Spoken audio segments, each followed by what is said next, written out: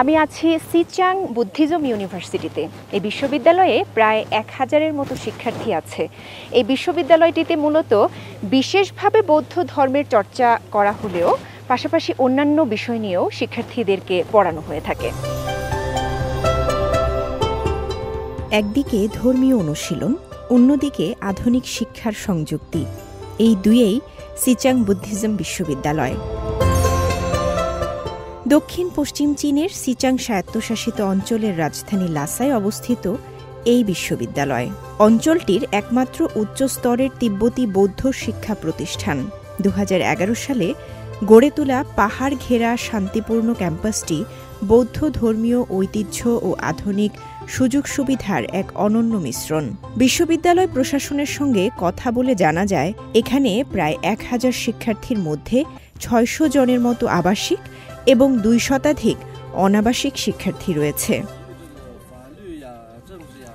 এখানে কঠোর যাচাই বাছাইয়ের মাধ্যমে দেশের নানা প্রান্ত থেকে শিক্ষার্থীরা পড়তে আসেন। শুধু ধর্ম নয়, এখানকার শিক্ষার্থীদের আত্মিক ও বুদ্ধিবৃত্তিক বিকাশে নেওয়া হয় বিশেষ উদ্যোগ।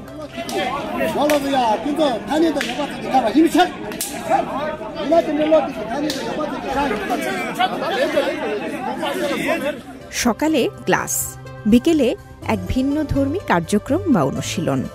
বুদ্ধিজম স্ক্রিপচার ডিবেটিং বা চমরা নামে পরিচিত এটি।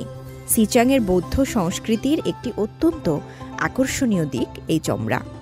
জটিল দার্শনিক ও ধর্মীয় বিভিন্ন বিষয় নিয়ে মত প্রকাশের মাধ্যমে বৌদ্ধ ধর্ম সম্পর্কে আরও গভীরভাবে জানতে পারেন শিক্ষার্থীরা। আমি সিচাং বুদ্ধিজম বিশ্ববিদ্যালয়ের শিক্ষার্থী। এখানে আমি ধর্মীয় বিষয়ে শিখছি, পাশাপাশি তিব্বতী ভাষা ও বিজ্ঞান সম্পর্কে শিখছি। এখানে শিক্ষকসহ সবকিছু খুবই উচ্চমানের। এখানকার শিক্ষা আমার প্রজ্ঞা বাড়াবে বলে আমি মনে করি।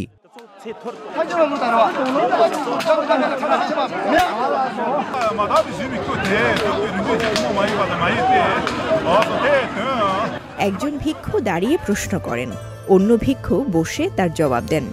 প্রশ্নকারী জোরে হাততালি দিয়ে এবং পা দিয়ে মাটিতে আঘাত করে জোরালোভাবে যুক্তি উপস্থাপন করেন। মূলত বৌদ্ধ দর্শনের গভীর সত্য উদ্ঘাটন করা, ধর্মগ্রন্থ সম্পর্কে স্বচ্ছ ধারণা তৈরি করা এবং ভ্রান্ত ধারণা দূর করা এই চমরার লক্ষ্য। চমরা কেবলমাত্র বুদ্ধিবৃত্তিক খেলা নয়, এটি আধ্যাত্মিক সাধনার একটি রূপ বলে মনে করেন তারা। সিচাং বিশ্ববিদ্যালয়ে শিক্ষার্থীদের বয়সের কোনো বাধা নেই। এখানে ছোট বয়সী ভিক্ষুর পাশাপাশি পড়াশোনা করছেন অনেক প্রবীণ শিক্ষার্থীরাও। বিশ্ববিদ্যালয় কর্তৃপক্ষ জানিয়েছে, 60% বিষয় বৌদ্ধ ধর্ম বিষয়ক, 20% সংস্কৃতি ভিত্তিক এবং বাকি 20% প্রযুক্তি, অর্থনীতি সহ অন্যান্য বিষয়ে এখানে পড়ানো হয়। এই প্রতিষ্ঠানের একটি গুরুত্বপূর্ণ দিক হল শিক্ষার্থীদের সব ব্যয়ভার বহন করে চীন সরকার। বিশেষ করে স্থানীয় চাং জাতিগোষ্ঠীর জন্য বিশেষ সুযোগ সুবিধা সরবরাহ করা হয়। বছর শেষে তাদের দেওয়া হয় শিক্ষাবৃত্তি। ধর্মীয় শিক্ষার পাশাপাশি দেশপ্রেম, সমাজ উন্নয়ন এবং ঐক্য বজায় রাখতে সমাজ ও দেশের প্রতি দায়িত্ববোধও জাগিয়ে তোলেন এখানকার শিক্ষকরা। সিচাং বুদ্ধিজম বিশ্ববিদ্যালয় শুধু ধর্মীয় শিক্ষা কেন্দ্র নয়, বরং এটি হয়ে উঠেছে তিব্বতী সংস্কৃতি, চিন্তা চর্চা ও আধুনিক শিক্ষার এক অনন্য সহাবস্থানের চর্চা কেন্দ্র। এখানে শিক্ষার মাধ্যমে তৈরি হচ্ছে এমন এক নতুন প্রজন্ম যারা শান্তি, সহনশীলতা ও ঐক্যের বার্তা নিয়ে পথ চলা শুরু করেছে।